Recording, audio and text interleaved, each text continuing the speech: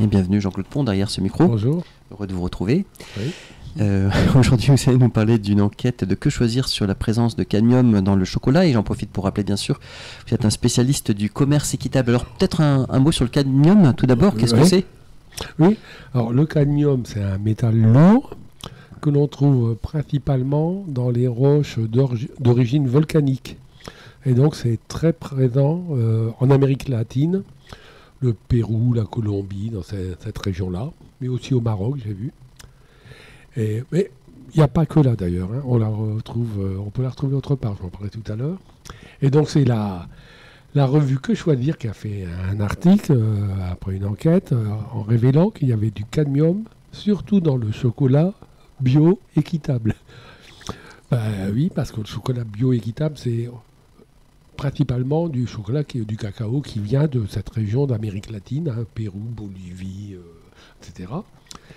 Alors ça m'a interpellé parce que...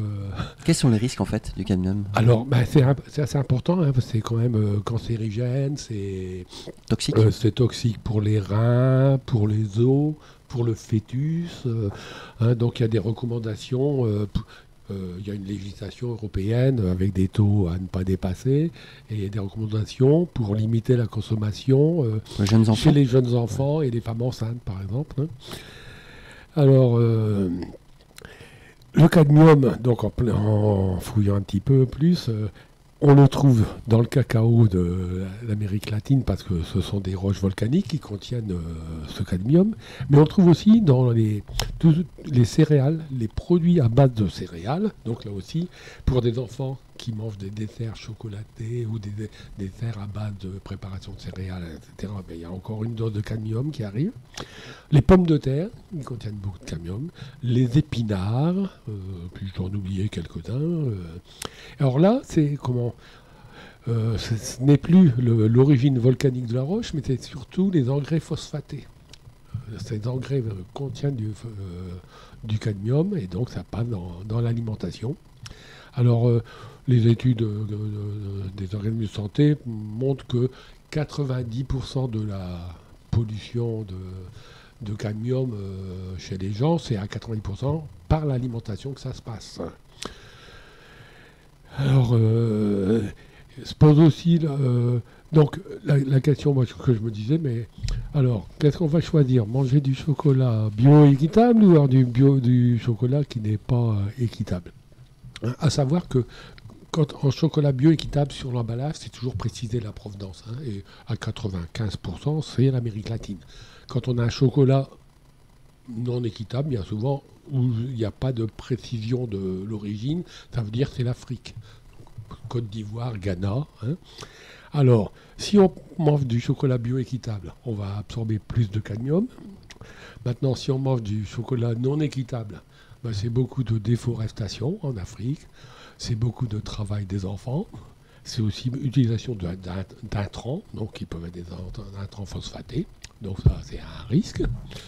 Après je me suis aussi posé la question, doit-on manger plutôt du chocolat noir ou du chocolat au lait ?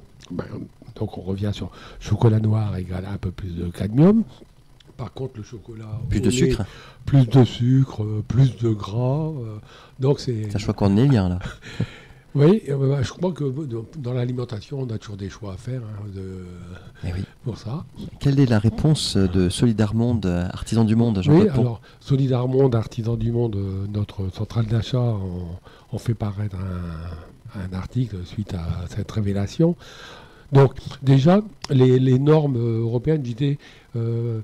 c'est 0,60 mg de cadmium par kilo de produits chocolatés, par exemple le seuil maximum. Et donc ils ont calculé, en France, un Français moyen consomme en gros 7 kg de chocolat par an, donc ça reste en dessous des seuils limites. Après, Solidarmonde précise bien que nos chocolats sont testés, sont évalués très régulièrement et qu'il n'y a jamais eu de problème. Et puis les organismes de santé là, qui lancent des alertes quand il y a des problèmes de la consommation alimentaire, depuis l'an 2000, il y a eu 22 000 alertes. Et sur ces 22 000, il y en a seulement 3 qui ont concerné des produits chocolatés. Donc le risque reste limité. Mais quand même, bon, on dit, on préconise de limiter la consommation, ne pas consommer en excès, choisir ses produits. Et puis pour comment, c'est aussi bien de lancer cette alerte par rapport aux producteurs, donc les informer, les former, pour qu'ils n'utilisent pas. Dans le bio, c'est interdit d'utiliser d'engrais phosphatés. Mais par exemple, nous on utilise beaucoup le compost, mais c'est bien de savoir que si on utilise le compost qui vient des cacaoyers eux-mêmes, donc là aussi on utilise on remet un petit peu de cadmium. Donc il y a toute une formation à faire auprès des producteurs pour améliorer les produits. La perfection n'est pas de ce monde. Oui, mais on peut évaluer vers le mieux. Oui, en tous les cas, merci beaucoup Jean-Claude Pont pour ce focus sur la présence en effet de cadmium dans le chocolat. Donc on a bien compris, plutôt bio et équitable, paradoxalement. Moi je reste toujours convaincu qu'il vaut mieux bio et équitable. Il vaut mieux quand même choisir bio et équitable. D'accord. Surtout si on fait passer en priorité la préservation de la planète, et puis la sauvegarde, le bien-être des enfants et des travailleurs en Afrique, etc., le bien équitable, il n'y a pas photo, quoi. C'est ce qu'il faut consommer. Bien, un grand merci à vous, Jean-Claude Pont. Merci à vous. On se retrouve, si vous le voulez bien, mardi prochain pour une prochaine chronique autour du commerce équitable avec un nouveau sujet. Je sais qu'il n'y a pas très longtemps, vous êtes allé en Champagne, Ardennes, et puis vous avez, je crois, eu connaissance de pratiques vertueuses mises en place par un industriel ou par un chef d'entreprise. Oui, mais peut-être que vous pourrez... Les femmes militaires Gaudin. Voilà. Et vous réaliserez un focus sur cette expérience, sur ce que vous avez vu.